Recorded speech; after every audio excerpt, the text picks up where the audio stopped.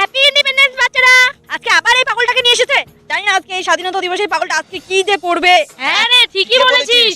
বাচ্চারা, আজকে তো দেশ স্বাধীন হয়েছিল, তো আজকে আমি তোমাদের কাছ থেকে শুনবো তোমরা কে কি হতে চাও। প্রথমে টেঙ্গি, তুমি বলো তুমি কি হতে চাও? ম্যাম, আমি বড় হয়ে আপনার মতো শিক্ষিকা হতে চাই আর সবাইকে সুশিক্ষা দিয়ে বড় করতে চাই। খুবই ভালো। আমিও হতে চাই। আর ফটো, বড় হয়ে কি হতে চাস? ম্যাম, আমি বড় হয়ে আর্মি হতে চাই। আরে বাহ ফটো, সবাই ফটোর জন্য হাততালি দাও।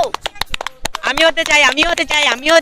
এই ছাড়, এই পাগল ছাড়, এই ছাড়, এটা আমার, এই পাগল ছাড়, এটা আমার পতাকা, ছাড় বলছি, ছাড়।